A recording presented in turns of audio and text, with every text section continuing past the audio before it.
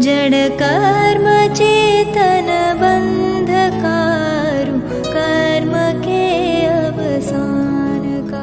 कह कर स्वरूप यथार्थ जग का जो किया उपकार है, उसके लिए जिन वाणी माँ को वंदना शत बार है, वंदना शत बार है, वंदना शत बार है।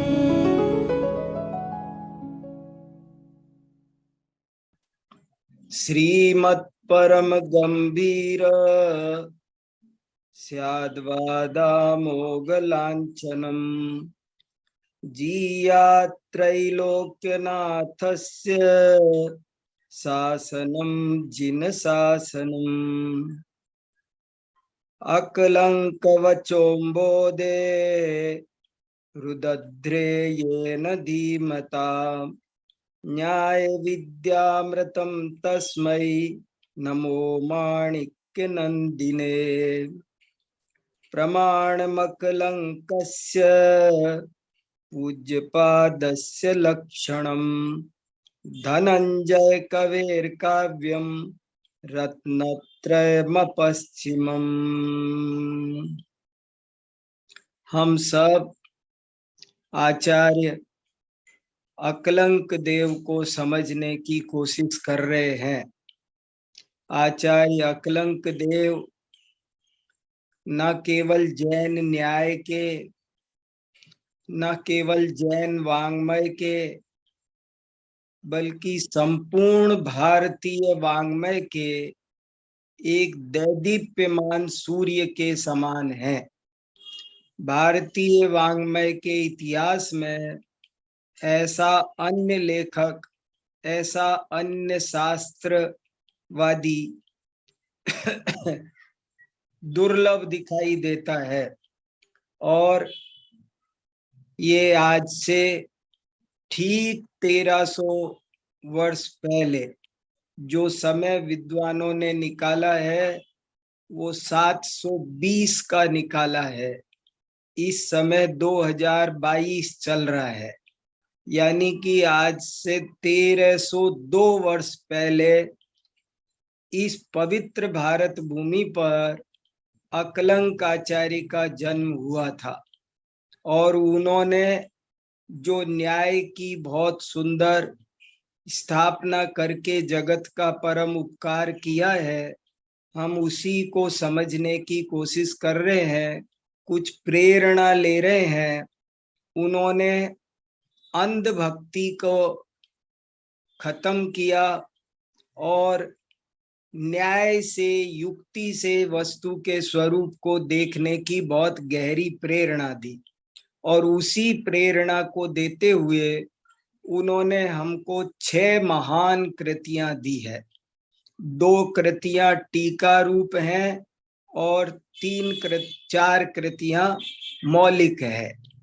2 कृतियां जो टीका रूप हैं उनका नाम है अष्टसती, जो आप्त मीमांसा की टीका है, और तत्वार्थ वार्तिक, जो तत्वार्थ सूत्र की टीका है। इसके अलावा 4 ग्रंथ उनके अपने स्वतंत्र मौलिक ग्रंथ हैं। वे स्वतंत्र ग्रंथ हैं, पहला लघी अस्त्र, जिसके बारे में कल हमने कुछ विस्तार से जाना। लघी अस्त्र का मतलब है जिसमें छोटे छोटे 3 प्रकरण है। पहला प्रकरण प्रमाण का, दूसरा प्रकरण न्याय का और तीसरा प्रकरण निक्षेप का।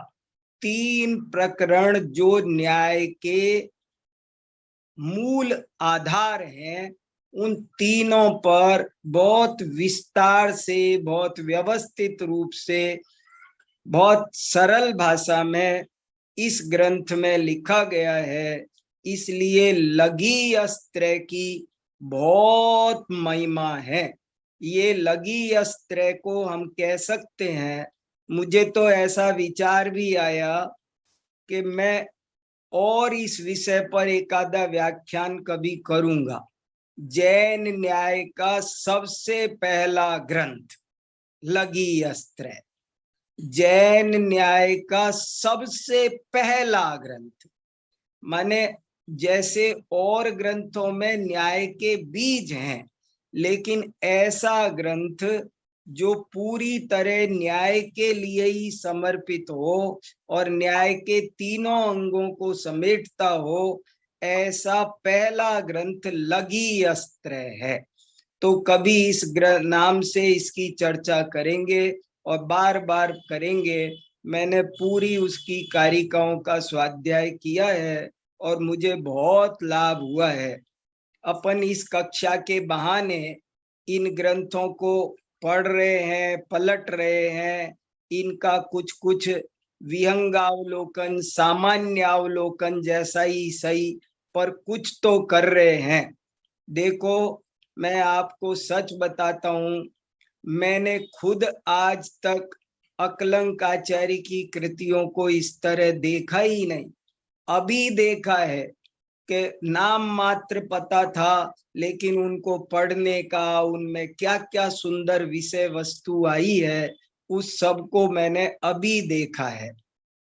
तो इसलिए एक तो लघी अस्त्र इनका बहुत ही महत्वपूर्ण ग्रंथ है। अब दूसरे ग्रंथ की थोड़ी सी चर्चा करते हैं। दूसरे ग्रंथ का नाम है प्रमाण संग्रह। प्रमाण संग्रह, प्रमाण संग्रह ग्रंथ भी बताता है कि ये जैन न्याय का ग्रंथ है। प्रमाण व्यवस्था क्या है, प्रमाण किसे कहते हैं, इस बात को समझाने के लिए ये ग्रंथ लिखा गया है।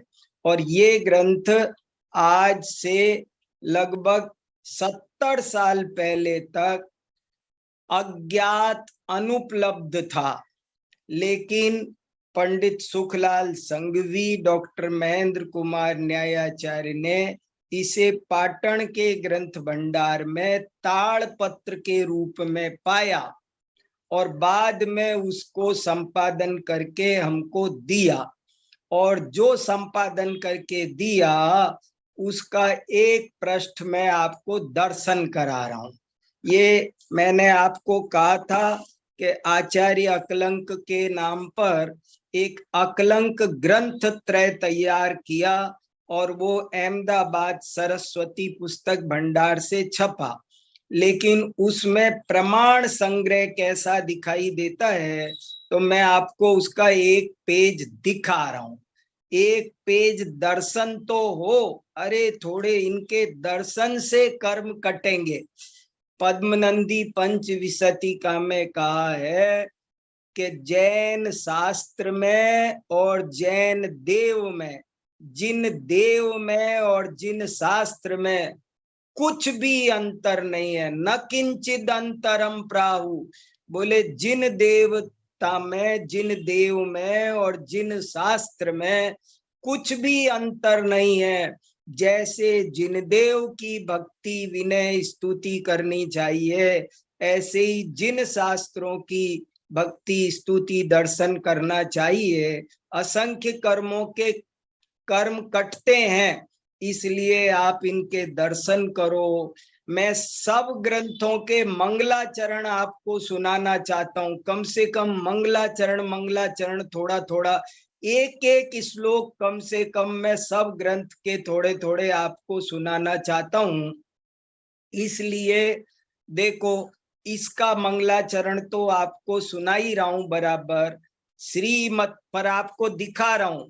देखो, पहला श्लोक, पहली कारिका, श्रीमत् परम गंभीर स्याद्वादा मोग लांछनम जीयात्रैलोक्यनाथस्य शासनम जिन शासनम।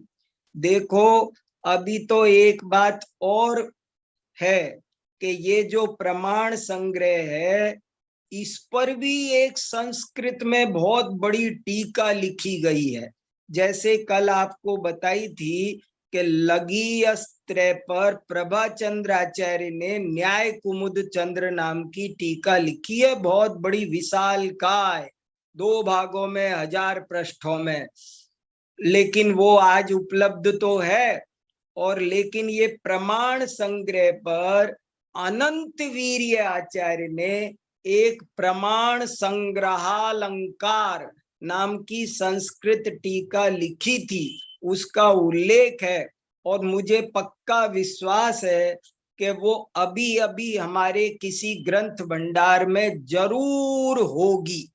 हम लोग बहुत लापरवाह हैं, और यदि अभी नहीं बचाया तो थोड़े दिन बाद वो भी नष्ट हो जाएगी। इसलिए आप लोग सब सजग रहना, देखना, ध्यान रखना। आपको कोई खोजेगा तो कहीं न कहीं आज अभी प्रमाण संग्रहालंकार अनंत वीर्य आचार्य की टीका वो मिल जाएगी। अगर मिल जाए तो ये न्याय शास्त्र का बहुत ही उत्कृष्ट ग्रंथ है। इस ग्रंथ को समझने में हमें बहुत मदद मिलेगी, तो इसलिए वो टीका मिलनी चाहिए। प्रमाण संग्रह का एक हिंदी अनुवाद और संपादन एक एलक सिद्धांत सागर जी हैं, उन्होंने भी ये किया है और इंदौर से छपा है। छोटी सी किताब है, क्योंकि इसमें भी ज्यादा कारिका नहीं है। जैसे लगी अस्त्र में कुल मिलाकर 77 कारिकाएं थी, ऐसे ही इसमें कुल मिलाकर के 87.5 कारिकाएं हैं। आप सोच रहे होंगे, आज आपने पहली बार सुना होगा 87.5। कोई ऐसा ग्रंथ बताओ दूसरा जिसमें साढ़े नाम से छंद मिलते हों। या तो मिलेंगे 415 या कुछ ऐसे संख्या मिलती है पूरी। लेकिन प्रमाण संग्रह में कितनी कारिकाएं हैं? 87.5, 87.5। इसका क्या मतलब हुआ? उन्होंने आधी आधी लाइन बहुत कस कस कर लिखी है, आधी लाइन भी बहुत कस कस कर लिखी है। प्रमाण संग्रह थोड़ा सा कठिन माना जाता है, इसलिए 87.5 कारिकाएं इस ग्रंथ में पाई जाती है। और इसमें कुल मिलाकर के प्रमाण संग्रह में कुल मिलाकर 9 अधिकार है। 87.5 कारिकाओं में लगभग सब, कोई 7 कारिका का, कोई 8 कारिका का, कोई 9 कारिका का, कोई 10 कारिका का, ऐसे अध्याय है। और ये मंगलाचरण आपके सामने लगा हुआ है।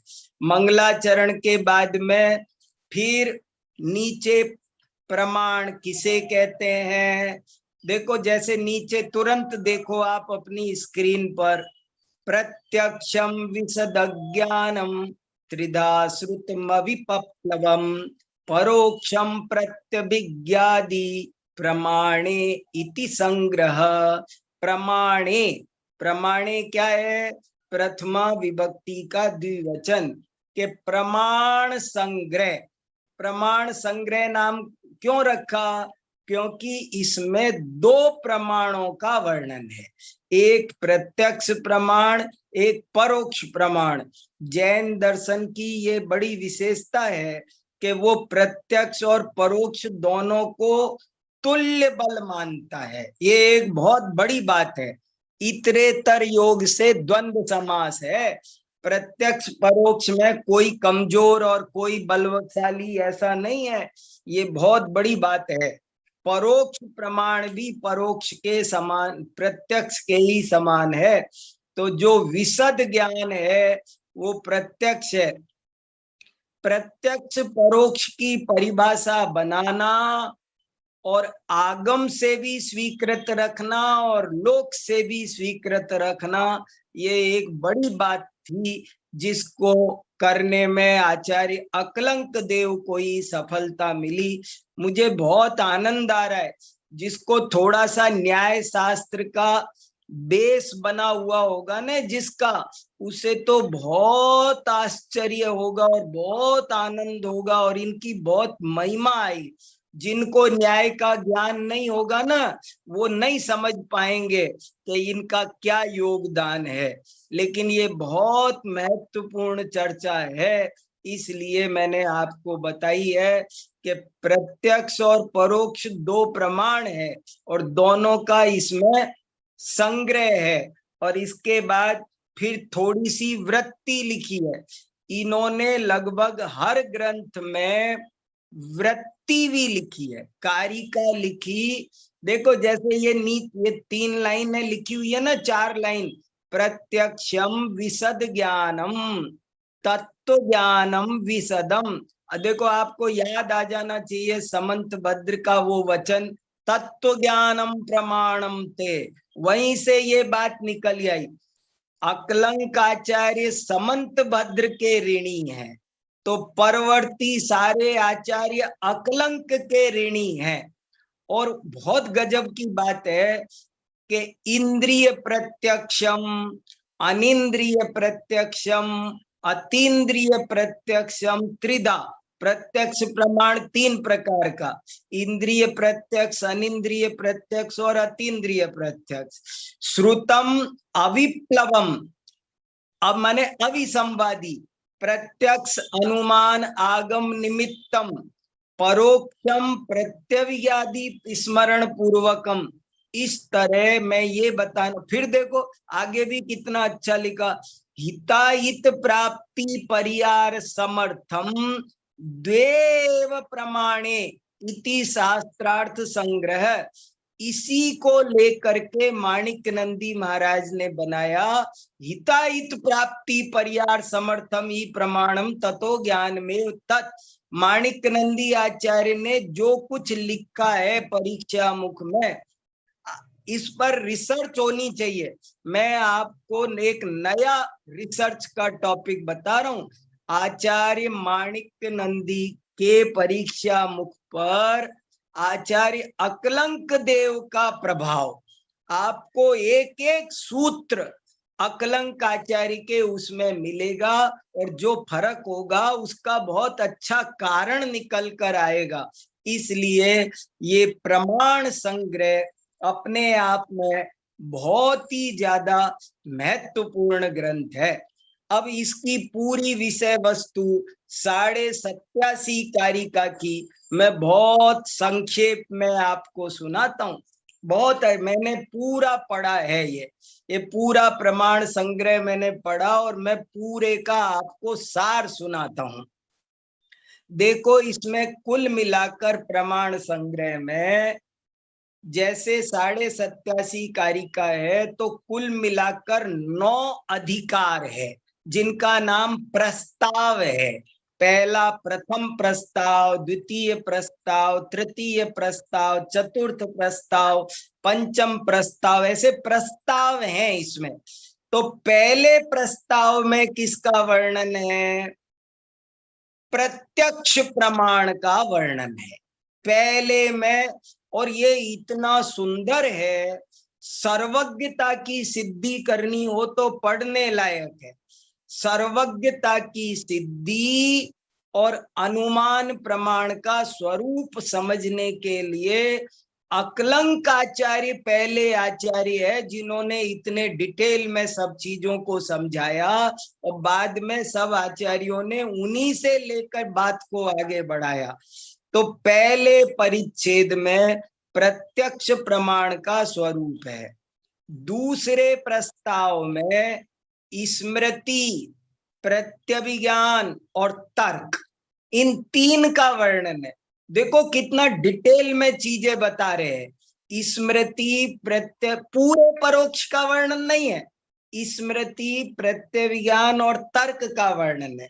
तीसरे प्रस्ताव में केवल अनुमान का वर्णन है, अनुमान का स्वरूप, केवल अनुमान का लक्षण भर एक अधिकार लगा दिया पूरा।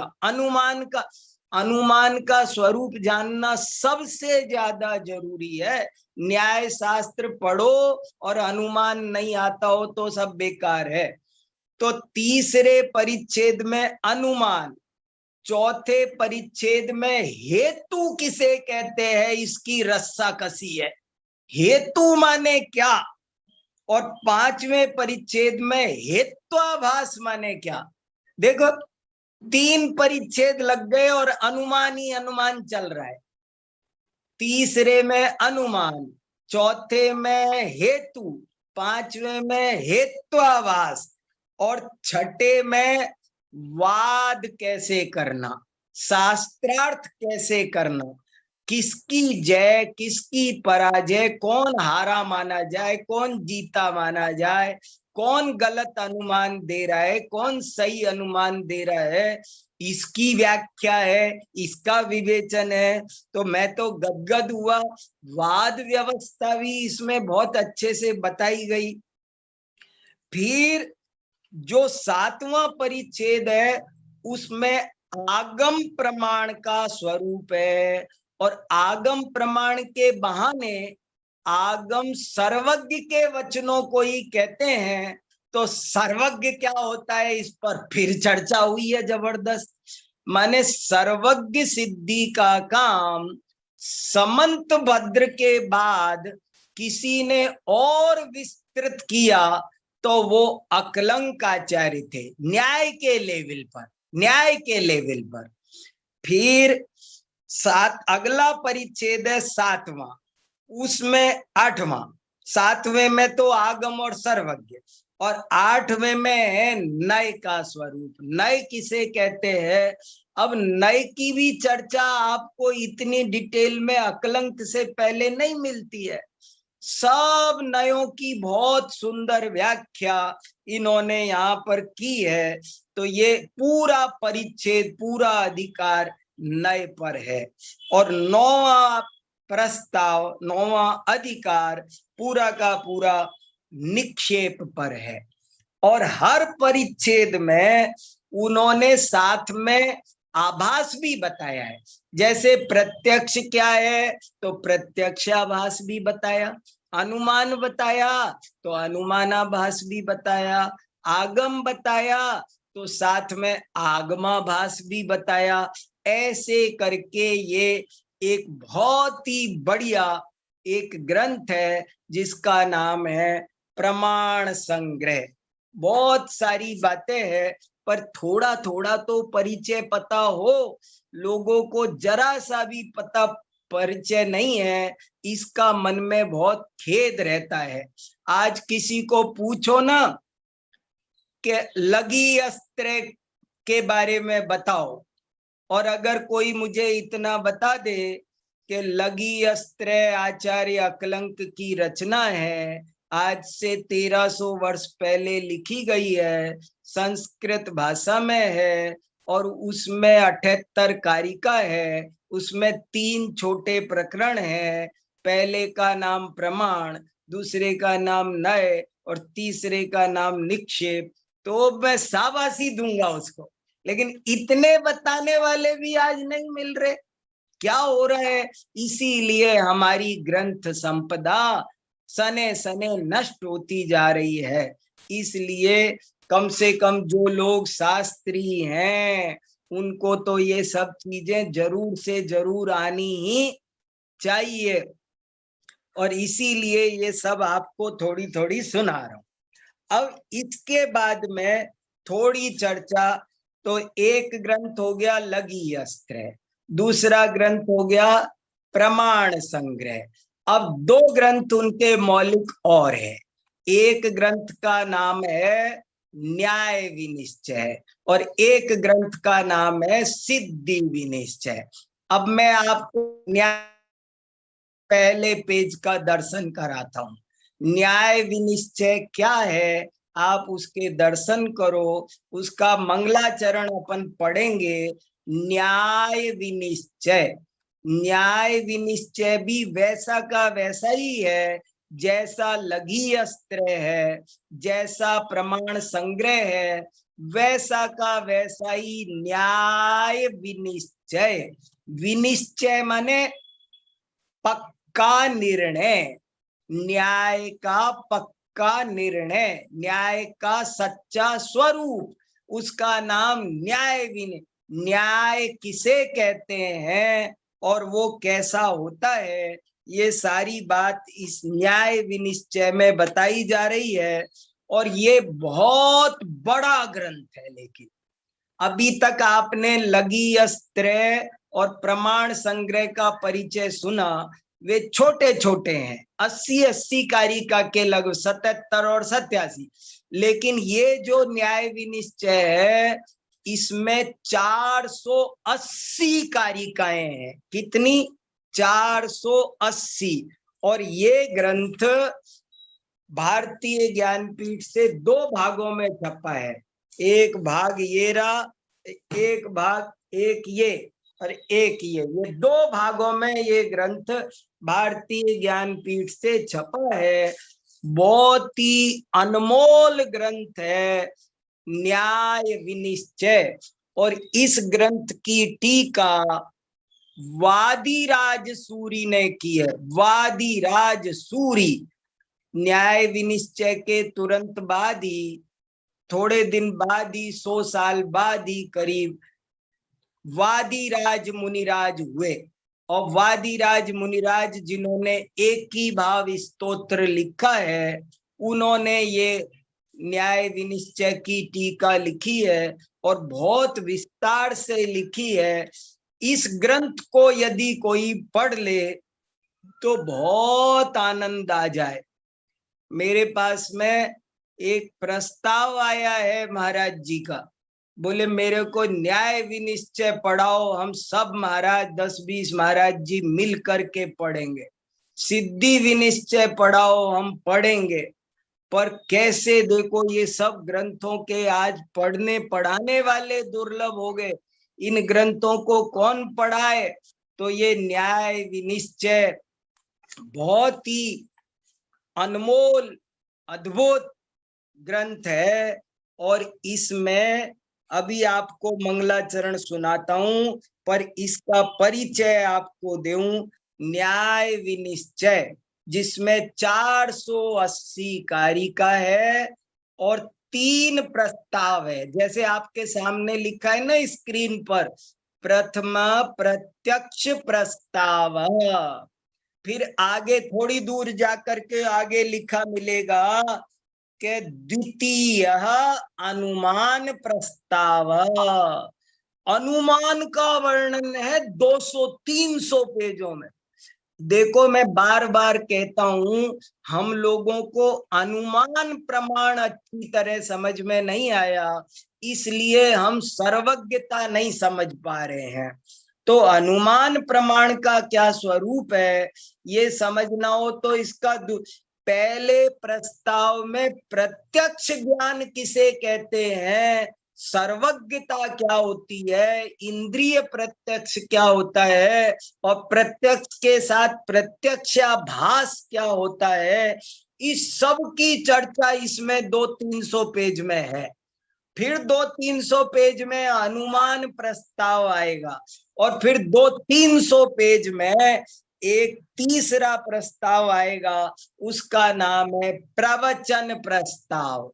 3 महाअधिकार है, जैसे प्रवचन सार में 3 अधिकार हैं, जैसे द्रव्य संग्रह में 3 अधिकार हैं, ऐसे ही न्याय विनिश्चय में भी 3 अधिकार हैं।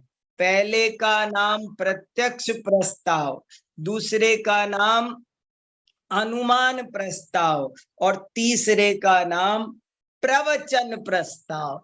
प्रवचन नाम भी कितना सुंदर है, आगम प्रस्ताव नहीं लिखा, प्रवचन प्रस्ताव। और प्रवचन में फिर सर्वज्ञता की बात, आप्त की बात भी आती है, क्योंकि आप्त के वचन का ही नाम तो प्रवचन है, इसलिए प्रवचन प्रस्ताव आएगा। 3 बहुत सुंदर प्रस्ताव आएंगे। पर अब मैं आपको इस ग्रंथ का मंगलाचरण सुनाता हूं, न्याय विनिश्चय का मंगलाचरण। इसी के नीचे लिखा है, इस आपकी स्क्रीन में है, बहुत अच्छा मंगलाचरण। मंगलाचरण मंगलाचरण तो पढ़े। हमारी यूनिवर्सिटी में कभी कभी हम बच्चों से ये पूछते हैं, तुमने कौन सा ग्रंथ पढ़ के आए हो एमए में, शास्त्री में? फिर वो जो ग्रंथ का नाम ले तो हम पूछते हैं अच्छा उसका मंगलाचरण सुनाओ, और यदि वो मंगलाचरण भी ना सुना सके तो हम कहते तुम क्या पढ़े हो? कुछ नहीं पढ़े। तो हमको मंगलाचरण मंगलाचरण तो देखो जरा कैसे, अरे ये सब ग्रंथ पूरे पूरे पढ़ना चाहिए। अब बताओ, वादीराज जैसे मुनिराज ने इस न्याय विनिश्चय की टीका लिखी 800 पेज में। उन्होंने 800 पेज की टीका आज से 1100-1200 साल पहले लिखी, तो कितनी मेहनत की होगी, कितना समय दिया होगा, और हम इनको कितना समय। आज अकलंकाचार्य पर चर्चा करते हुए हमें चौथा ही दिन तो है, 4 घंटे भी नहीं हुए हमें अकलंकाचार्य पर बात करते हुए। अब मैं कितनी बात करनी चाहिए बताओ। इसलिए इन सब को पढ़ना समझना बहुत जरूरी है। थोड़ा थोड़ा समय तो दो। कोई कोई तो ऐसा कहता है अरे क्या प्रयोजन भूत विषय, और जाने क्या दुनिया भर की बातें, और सब लोगों को अप्रयोजन भूत नहीं लगता है। गर्मी की छुट्टियां हैं, हिल स्टेशन घूमने जाओ, वो अप्रयोजन भूत नहीं लग रहा, और ये पढ़ना अप्रयोजन भूत लग रहा है। क्या करे? देखो भैया, खैर, तो मंगलाचरण सुनाता हूं आपको न्याय विनिश्चय का। किसने लिखा? श्रीमद भट्टा कलंक देव, स्यादवाद केसरी। कितनी उपाधियां, जिनकी उपाधियां सुनाई मैंने आपको। वादी, वैयाकरण, कैसा अद्भुत विद्वान, उनका लिखा हुआ ये मंगलाचरण सुनो। प्रसिद्धाशेष तत्वार्थ प्रतिबुद्धैक मूर्तये, नमः श्री वर्धमानाय भव्याम्बुरुह भानवे। प्रसिद्ध, प्रसिद्ध माने ज्ञात, प्रसिद्ध माने अच्छी तरह सिद्ध हो जाना। अच्छी सिद्ध होना माने क्या? पदार्थ तो जगत में सिद्ध ही है, विद्यमान ही है। सिद्धि के दो अर्थ होते हैं, एक प्राप्ति रूप, एक ज्ञप्ति रूप। किम नाम सिद्धि? एक तो सिद्धि के दो अर्थ है, एक सिद्धि का अर्थ है उस वस्तु की प्राप्ति, और एक उस वस्तु की ज्ञप्ति। जैसे आत्म सिद्धि, तो आत्म सिद्धि माने आत्मा की सिद्धि। सिद्धि माने क्या? आत्मा तो प्राप्त ही है, सिद्धि क्या? वो कोई नया आना है, नया बनना है। हलवा नया बनेगा, पहले आटा डालो, फिर घी डालो, सेको, पानी डालो, चीनी डालो, हलवा। तो वो सिद्धि है, वो बनेगा। लेकिन आत्मा तो पहले से विद्यमान है, उसको जानना वही सिद्धि है। प्रसिद्धाशेष तत्वार्थ, अशेष माने संपूर्ण, कोई भी बचा नहीं, एक भी नहीं बचा। अशेष तत्वार्थों को जिसने भली भांति जान लिया, प्रसिद्धाशेष तत्वार्थ प्रतिबुद्धैक मूर्तये, जिसने भली भांति संपूर्ण पदार्थों को जान लिया, ऐसी अखंड मूर्ति श्री वर्धमान को मैं प्रणाम करता हूं। कैसे हैं वे वर्धमान? भव्याम्बुरुह भानवे। भानवे क्या है? भानु शब्द की चतुर्थी विभक्ति का एक वचन। भानवे माने सूर्य। सूर्य को नमस्कार करता हूं। कैसा सूर्य है? कैसा सूर्य है? के भव्य जन रूपी अम्बुरुह, अम्बु माने पानी, रूह माने उगना, अम्बुरुह माने कमल। भव्य रूपी कमलों को खिलाने के लिए जो सूर्य के समान है, ऐसे श्री वर्धमान को मैं प्रणाम करता हूँ। देखो कितना अच्छा ये श्लोक है। उनकी वीतरागता, उनकी सर्वज्ञता, उनकी हितोपदेशिता सब इसमें झलक के आई। उनके ज्यादातर मंगलाचरण इसी तरह के है। राजवार्तिक का मंगलाचरण भी ऐसा ही है, जो मैं बाद में बताऊंगा। और फिर दूसरा श्लोक देखो जरा नीचे, तो बहुत अच्छी छोटी छोटी वृत्तियां भी उन्होंने लिखी है। और फिर दूसरा श्लोक मैंने आपको कल सुना दिया था, ये बहुत अच्छा है।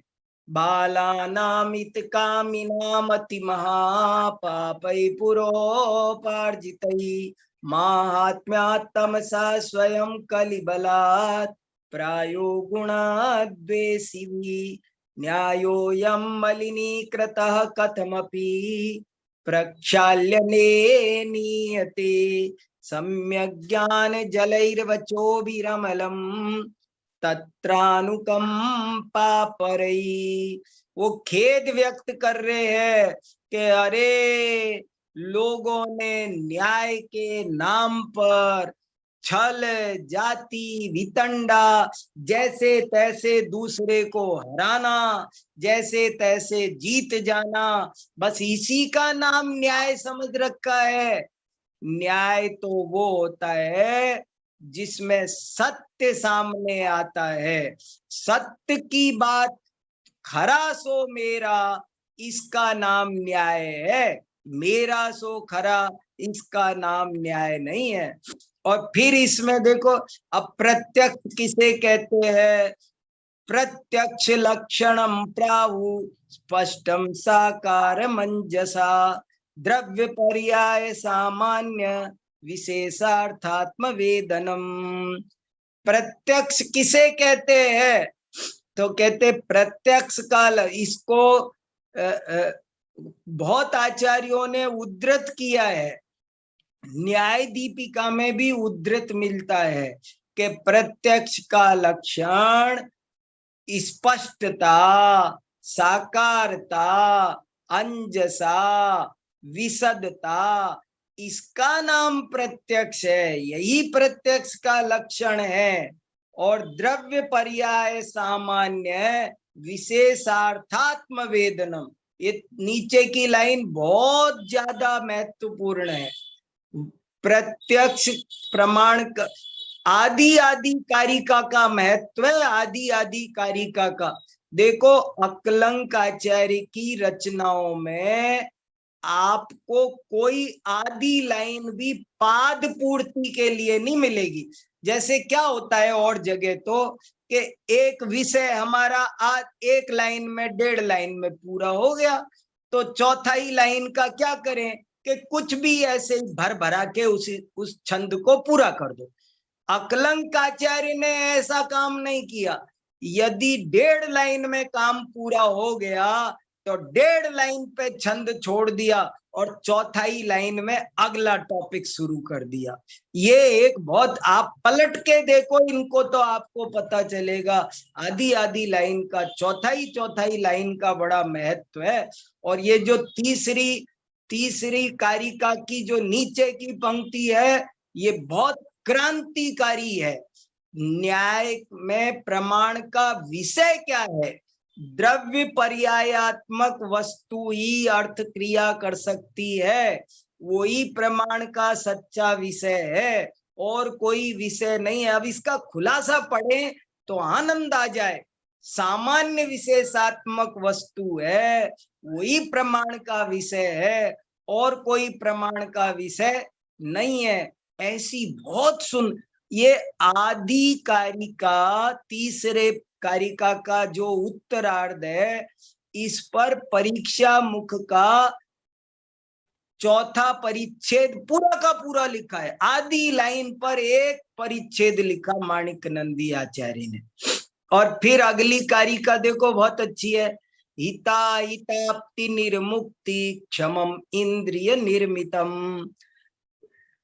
तो ये यद्देशतोऽर्थ ज्ञानम तद इंद्रियाध्यक्षम उच्यते।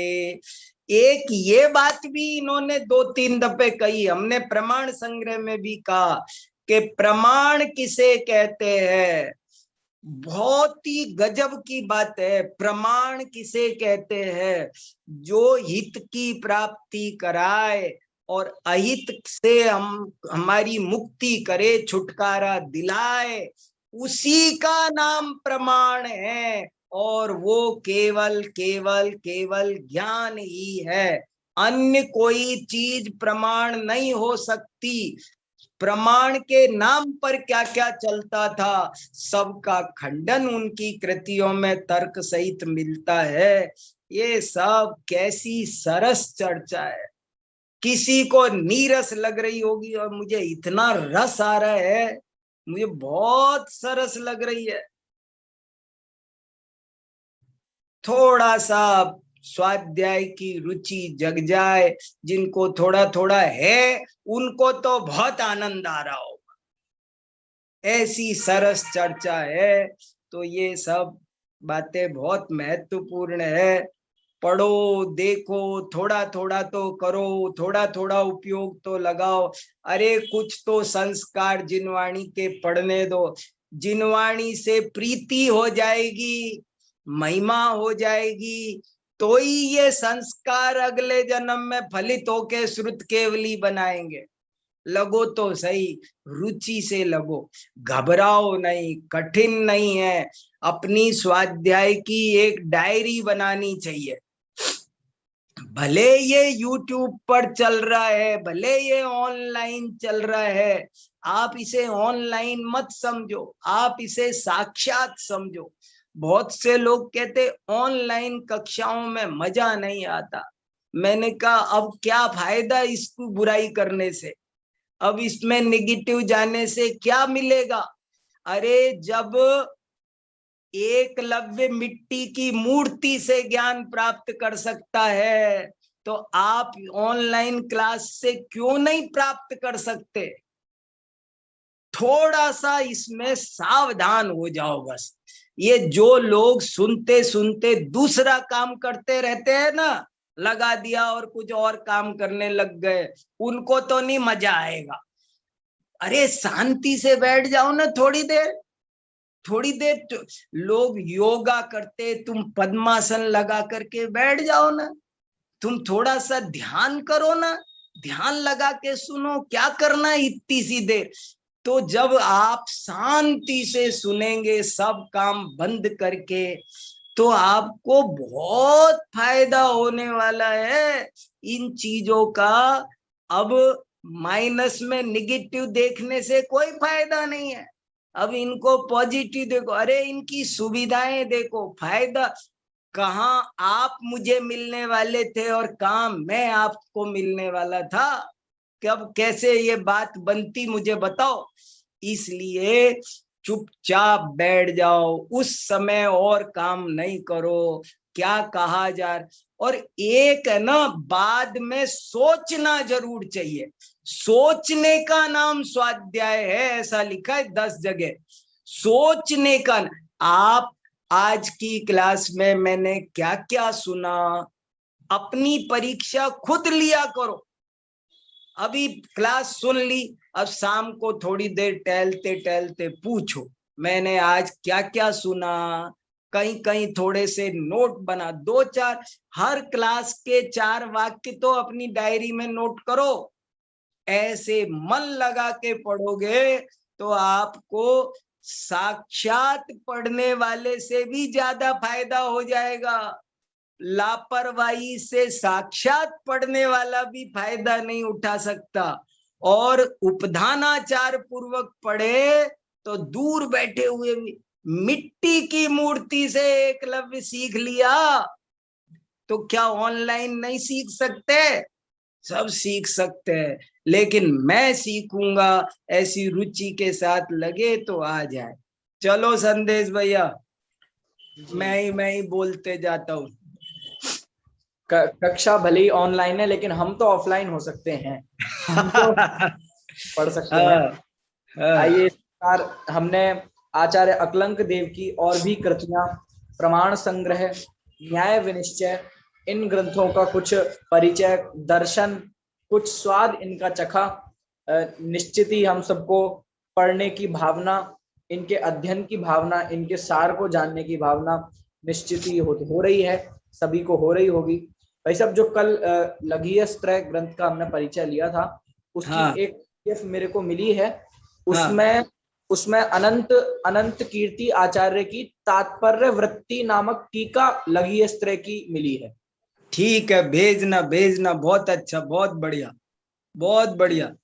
उसको भेजना भैया, ग्रुप पर भेजना, बहुत अच्छा, बहुत बढ़िया। ये इन्होंने लिखा है महेंद्र कुमार जी न्यायाचार्य ने कि वो टीका मिलती नहीं है, तो वो हो सकता है अनंत वीरी की जगह अनंत कीर्ति हो, कोई टीका हो जिसकी मैं कह रहा हूं। तो अच्छा है, एक टीका मिलती है तो आप हमको भेजना, मैं आज उसे पढ़ूंगा।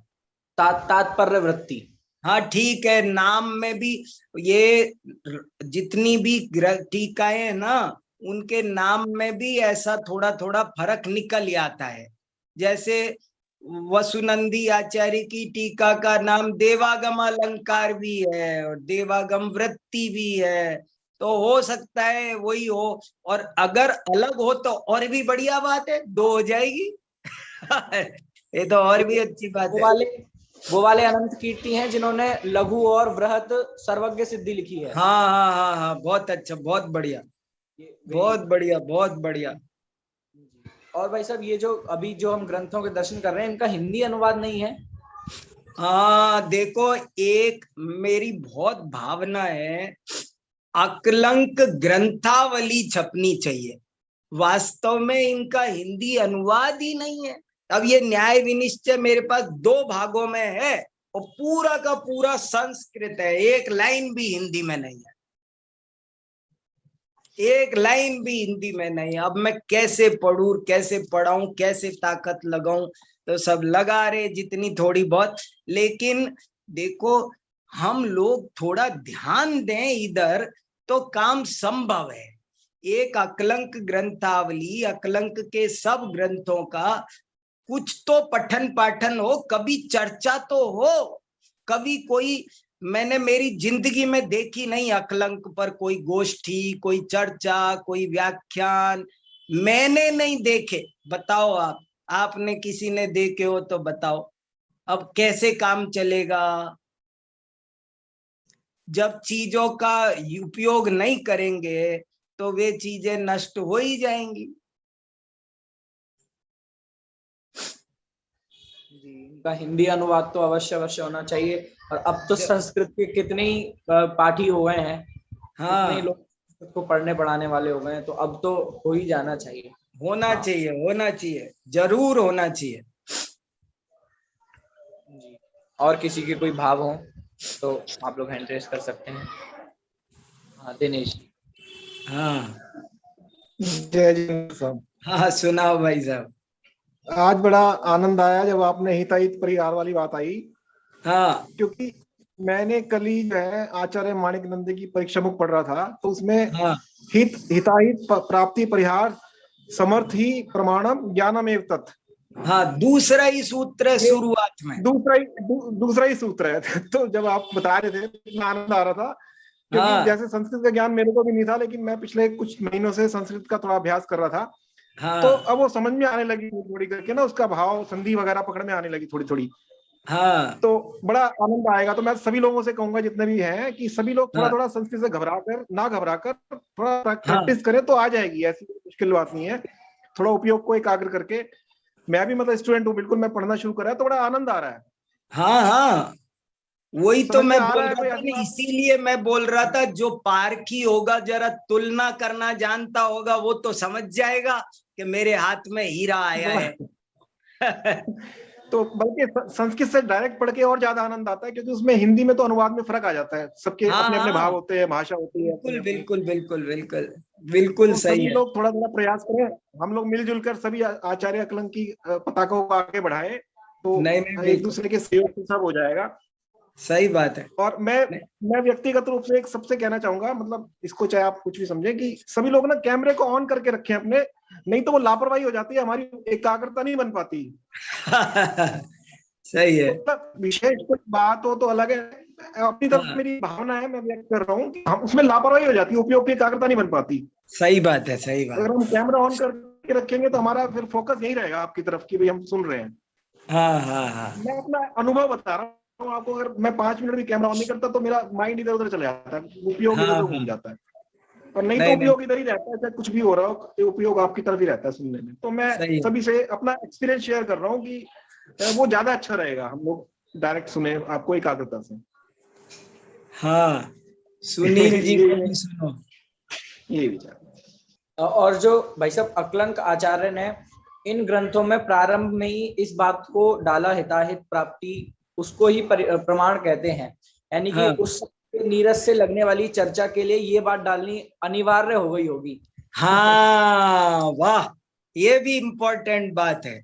वो बात क्यों आई है, प्रयोजन बनिया बुद्धि है ना हम।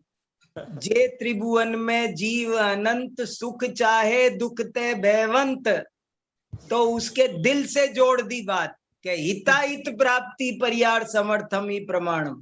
पूरा प्रमाण शास्त्र उसके हृदय से जुड़ गया। जी वाह। हाँ, अभी हमारे साथ अनेकांत जी शास्त्री, वो भी 2-3 दिन से जुड़े हैं, वे भी कुछ कहना हाँ हाँ, चाहेंगे। सुनो ने उनसे भी सुनाओ। हाँ, अनेकांत भाई भैया साहब जी, सुनाओ। भाई साहब मुझे बहुत आनंद आ रहा है, और अब मैं नियमित रूप से मतलब कक्षा सुन रहा और आगे भी सुनूंगा।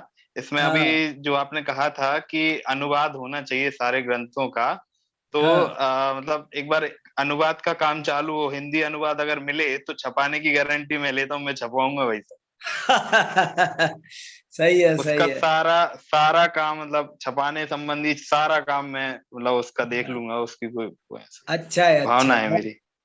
अच्छा है, बहुत अच्छा है। अब छपाने की बात तो बाद की है, पहले तो अनुवाद की बात। सही है, हाँ भाई सही साहब, मतलब उसके लिए भी मतलब थोड़ा सा करते हैं, बात करते हैं, मतलब जैसा भी सही है, होगा सही है, वो तो सही होना है। चाहिए ये भाई तो साहब।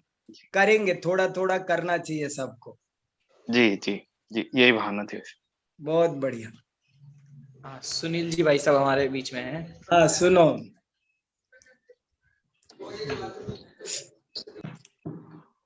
भाई साहब जय जिनेन्द्र।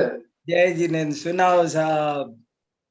क्या आज की कक्षा के बारे में तो जितना कहे उतना कम है। हाँ बहुत बातें आपने कही, मैंने तो कक्षा में साथ साथ में सारी बातें नोट करके रखी है 2 पेज में। हाँ, वाह। बात तो आपने जो श्रीमद् परम गंभीर जो मंगलाचरण प्रमाण संग्रह का लिया आज फिर एक बार। हाँ एक बात कल रह गई थी, उस बात को मैं सबसे पहले कहना चाहूंगा। हाँ ऐसा ने भी अपने पंच कल्याणक प्रतिष्ठाएं होती हैं।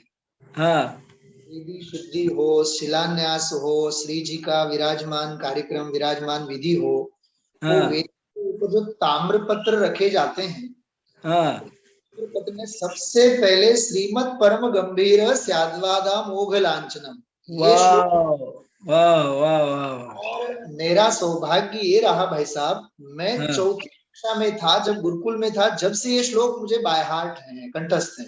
हाँ वहां गुरुकुल में जहां हम पढ़े, वहां पार्श्वनाथ भगवान है विराजमान। उस हाँ पार्श्व वो लिखी है शिलालेख, उस शिलालेख के नीचे वो माणिक चंद जी बिशीकर गुरु जी ने वो लिखवाया है श्लोक वहां। हाँ इसलिए भी एक बहुत ऐतिहासिक और बहुत मार्मिक श्लोक। हाँ और आपने लघी अस्त्रय के बारे में और एक कक्षा के बारे में आपने भी कमेंट की। मुझे एक बात कहते हुए बड़ा गर्व महसूस हो रहा है भाई साहब हाँ कि पूज्य गुरुदेव श्री ने जब लघु तत्व स्फोट के ऊपर थोड़ी सी चर्चा समाज में की, हाँ और हरि भाई के पास से उसका कोई हिंदी में अनुवाद नहीं था, तो हाँ हरि भाई के पास से श्लोकों का उन्होंने हिंदी में अनुवाद करवाया। हाँ तो उसमें गुरुदेव श्री इतना उछलते थे, वो बोले कि हाँ लघु तत्व स्फोट का इतना बड़ा तत्व स्फोट है, हाँ लघु तत्व स्फोट का इतना स्फोट है, तो अगर कोट का तो क्या होगा, ऐसा बहुत जोरदार। ऐसा हाँ तो लगी त्रय के बारे में, उनकी टीकाओं के बारे में बहुत सुंदर चर्चा की। और मैं एक बहुत गर्व के साथ भाई साहब, अभी हाँ विगत लगभग साल 1.5 साल से अपन लोग जुड़े हुए हैं। हाँ तो परीक्षा, न्याय दीपिका, आप्त मीमांसा, हाँ बराबर, और अभी तो लगी त्रय, प्रमाण संग्रह, न्याय विनिश्चय, एक एक करके न्याय के पायदान के ऊपर आगे बढ़ रहे हैं। और आपको भी जिन्होंने पढ़ाया, कोल्हापुर के अपने गुरुजी, क्या नाम, नरेंद्र कुमार जी विसीकर, बराबर नरेंद्र कुमार जी विसीकर, उनके छोटे भाई माणिक चंद जी विसीकर, जो बराबर तीर्थ थे, वो न्याय तीर्थ थे। तो हम लोग, मुझे अच्छी तरह से याद आ गया वो, हाँ मैं जब सेवा में लगा रहता था तो उन्होंने एक बार मुझे 4:30-5 बजे सुबह कहा, सुबह वो हमारे तत्वार सूत्र की कक्षा लेते थे गुरुकुल में। हाँ उन्होंने कहा कि वो टेबल के ऊपर एक बड़ा ग्रंथ रखा हुआ है, वो लेके आओ। हाँ और ग्रंथ कोई और नहीं था, वो न्याय विनिश्चय ग्रंथ था, वाह वो टीका वाला जो मूल शास्त्र, लेकिन जीवन में कभी पढ़ा नहीं था। और आज पूरी उस न्याय विनिश्चय की भी आत्मकथा सुनी, और हाँ सब ऐसा लगा रहता था उस समय, ये हाँ गुरु जी का जो नाम लिखा है, माणिक चंद जी चौरे, हाँ माणिक चंद जी भिसीकर, फिर डिग्री लिखी रहती थी हाँ न्याय, जैसे हाँ डॉक्टर साहब छोटे दादा भी न्याय तीर्थ हैं। तो बराबर जयपुर जब गए तो ऐसा लगता था यार अपन तो शास्त्री होंगे, अपन तो आचार्य होंगे, एमए संस्कृत करेंगे, न्याय हाँ तीर्थ होंगे। लेकिन हाँ अब ऐसा लगने लगा है, भले ही यूनिवर्सिटी की डिग्री मिले नहीं मिले, लेकिन पिछले 1.5 साल से न्याय तीर्थ में मानो हो गए स्नान सही है तारीखाए से इतना सुंदर, इतना बढ़िया, वैसा आनंद आनंद आनंद आ गया। और आपकी जो भावना है, हाँ ये अभी दिनेश भाई ने भी जो एक बात कही, हिताहित वाली बात, बारंबार आज की कक्षा में भाई साहब लगभग 4 से 6 बार हाँ आपने अक्कलम देव का संदोहन हाँ कि नंदी ने किस प्रकार से किया, हाँ पैदा हुए, जो हाँ अक्कलम के प्रमाण संग्रह आदि में है। हाँ और पीछे जाते हैं तो समंत मंत्र के कौन से मार्मिक स्थलों को दोहन करके अक्कलंक देव ने अपने प्रमाण संग्रह में रखा। ये जो वाली बात है वैसा, ये बहुत मार्मिक है, ये दार्शनिक चिंतन है। इसलिए आपने जो एक रिसर्च का जो पॉइंट रखा कि माणिक नंदी के साहित्य में देव का जो प्रभाव है उसके बारे में थोड़ा सा शोध खोज हो जाए, तो मैं आज ही से उसके लिए प्रयास करने जा रहा हूँ। वाह वाह वाह, बहुत बढ़िया, बहुत बढ़िया। प्रत्यक्ष परोक्ष की एक बात बहुत छोट 2 मिनट आपने की, तो अपने आत्ममीमांसा के समय तो आपने वो जोरदार बात तो हुई ही थी। फर्क है प्रत्यक्ष में, क्या फर्क है परोक्ष में, उसका तो उदाहरण ही आपने दे दिया कि भाई हम ये ऑनलाइन सुन रहे हैं इसलिए कक्षा में समझना, बल्कि ये साक्षात ही है, प्रत्यक्ष है। मुझे वो बात भी बहुत अच्छी लगी। और एक और बात बीच में आपने कही देव आदि के बारे में, लेकिन जो भाई साहब अक्कलंक देव को जो न्याय के उन्नायक कहा जाता है, न्याय के, क्योंकि उन्होंने सुव्यवस्थित करके उन विषयों को प्रस्तुत किया। ये जो है ये बहुत बहुत मार्मिक है। तो बहुत बहुत आपका आभार। और तीर्थोपमानम का ही बिल्कुल हम लोग स्नान कर रहे हैं। और ये हमारे शैलेश भाई हैं, गुजरात से जुड़े हुए हैं अपने साथ। गुरुदेव श्री भाई साहब, गुरुदेव श्री ने नियम सार का स्वाध्याय दोपहर 3 से 4 बजे तक किया है सोनगढ़ में। 3 से 4 बजे तक। तो हम लोग जब प्रवचन सुनते हैं यहाँ, मैं कई बार कहा करता हूँ, आ लागे छे और 3 થી 4 ना तड़का में पंखा वगर गुरुदेव श्री बोलता हसे, का रस झरता है। अपना तो अभी 5 बजे का टाइम है, 4:45 से 5:30 का टाइम है। बहुत बहुत आनंद आता है। जो भी प्रत्यक्ष सुन रहे हैं बड़े बड़े भाग्यशाली हैं, और बाद में भी जो सुनेंगे बहुत अच्छा संकलन हो रहा है भाई साहब। आप तो लगे रहो, हम भी बहुत बराबर आपके साथ लगे हैं। बहुत बहुत वाह, आनंद, बहुत बहुत आनंद। वाह, बहुत अच्छा। हाँ, ऋतु जी उदयपुर। जय जिनेन्द्र पंडित जी। हाँ सुनाओ। हाँ, मैंने ऐसे प्रवचन में आज सुना, जैसे ऑनलाइन सुनते हैं, पर ऑनलाइन में मैंने क्या क्या लाभ लिया मैं आपको बता रही हूँ, क्योंकि मैंने आत्ममीमांसा कभी पढ़ा नहीं था। तो वाह। आपसे इतना पढ़ के इतनी जिज्ञासा बनी न्याय दीपिका और सबके लिए, मैंने हाँ। नोट्स भी बनाए और मैं खाना भी जल्दी तैयारी कर लेती हूँ इस क्लास के चक्कर में। वाह वाह और वाह। जब आप मुझे, मैंने पहली बार यहाँ उदयपुर में सुना, तब से लेकर तब से आपके कुछ कुछ ऐसे, जैसे वो मिथ्यात्व का नाश उसमें है ना, जैसे कोहिनूर का काजल, लैक्मे का, इतना अच्छा मैंने नोट्स बना के रखे और हर हफ्ते में वो स्वाध्याय हमेशा सुनती ही रहती हूँ। मैंने डाउनलोड कर रखा है। और साथ आश्चर्य, यहाँ उदयपुर जब आप पधारे थे तो साथ हाँ। आश्चर्य का, और ये मैं है ना, मुझे याद है, लोगों को नहीं बताती हूँ, मैं स्वयं याद करने के लिए मेरा बहुत ग्रुप है, हर 3 लोगों को आपकी हर बात बताती हूँ ताकि मुझे याद रहेगा। वाह वाह वाह और वाह। मैं आत्ममीमांसा और डबल दिन में 3 बार थोड़ा थोड़ा नाश्ते की तरफ पढ़ती रहती हूँ इसको मैं कभी ऑनलाइन नहीं समझती, जितना ऑफलाइन में नहीं सुनती हूँ उतना अभ्यास मैंने आपके इस क्लास से, मैंने शाहदवाद की क्लास भी मुझे नहीं पता थी बराबर, इससे सुनी मैंने और बहुत अच्छे से शास्त्री जैसी पढ़ाई कर ली मैंने ऑनलाइन से। बहुत बढ़िया, बहुत बढ़िया। इतना ही कहना चाह रही थी। जय जिनेन्द्र। बहुत अच्छा, बहुत बढ़िया, बहुत अच्छा, बहुत बढ़िया। ये कक्षा सभी के लिए एक प्रेरणा है और विभिन्न ग्रंथों को पढ़ने की प्रेरणा, उनके संवर्धन की, उनके संरक्षण की प्रेरणा हम इस कक्षा से ले रहे हैं और इन आचार्य की परंपरा को आगे बढ़ाएं। आगे इस भावना से अभी की बात हम यहीं समाप्त करेंगे। जिनवाणी स्तुति।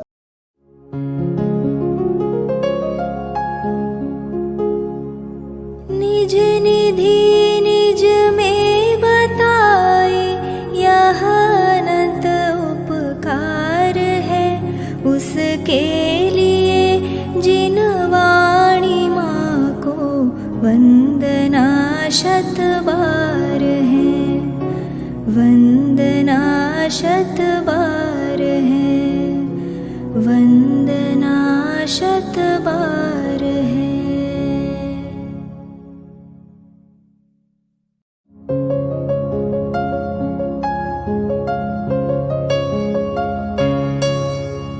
हे जिनवाणी भारती तो ही जपो दिन रैन, जो तेरी शरणा गहे सो पावे सुख चैन।